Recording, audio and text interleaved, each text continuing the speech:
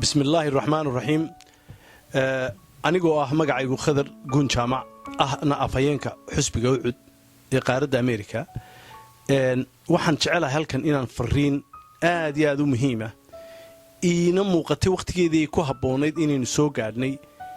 inaynu abaabulo waa baroordiiq waa xusaynu samaynayno dadkii rayidka ahaa ee sida arxandarrada ugu dhintay doorashadii deegaanka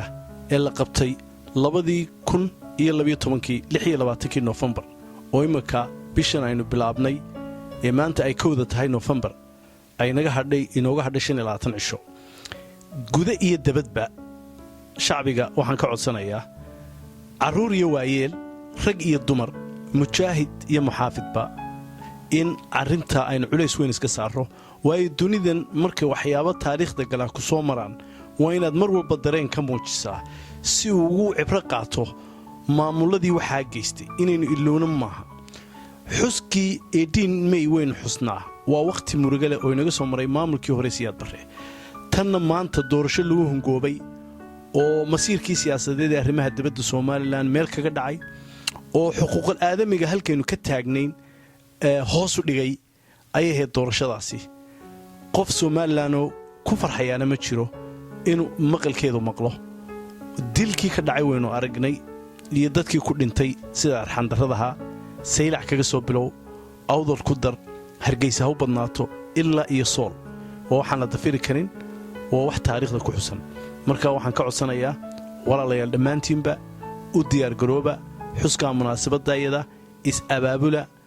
haddii aynu sida wadamada qaar aynu caalanka aynu oran lahayn hoos loo dhigo tii dishay maanta u malayn maayo inay calan hoos ugu dhigayso in ay qirsan tahayna u malayn maayo maamulkeenii dhibaatada geysay waana ayaan daro marka anu waxaan leeyahay hal is abaabulo arinta xuskeedana haynu sameeyno waxaan idinkula dardaarmayaa guud ahaanba guda iyo dabadba shacbiga Soomaaliland ee jecel aayaha dalkooda xuskaas maalintaasi hayno noqoto maalin murugale haddii wax kale la kari waayo maalin madow oo iskuulada xitaa ciyaalka laga fadhiisiyo si loo xuso oo caruurteenu is weydiiso maxaan iskuulada uga fadhinaa doorashadii lagu hongoobay ee dadka masaakiinta iyo dadkii u footeeyay dawladda dad kamid ah oo gacan ku dhiiglayaal si arxandarra u dileen waxa kale oo iyana taariikhda galaysa illa xusan u baahan dilalka dhacay dawladda qaldan iyo dadka qaldan wali alaanka investigation lagama sameyn lamana soo qaban dambiilayaashana dadkii lama horkeenin waana wax taariikhda galaya runtiina waxay noqon doonayaan maalinta ay saamaxdo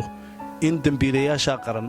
iyagana la dabagal lagu sameeyo in maxkamad cadaalad ah maamulka ugu horeeyay Soomaaliland ee Soomara oo arinta ka qaado waxaanu leenahay maalinta caruurtiina iskuulada ka joojiya waa maalin kaliya xuska hal la xuso weer cad xidha tusa dawladdiinu dhibaatada geysatay si aakhirtu doorashooyinkeena dambe aanay tiyo kala u dhicin musiqiina aanu dhicin dad bini'aadmiya oo loo leynaya sida xayawaankana aanay u dhicin waana salaamantiin dhammaantiinba shacbiga Soomaaliland hal noolaan leenay Soomaaliland guul iyo ictiraaf waana idin mahadnaqayaa haddaad tihiin hadhownaag iyo saxaafadda guud ahaanba wassalaamu calaykum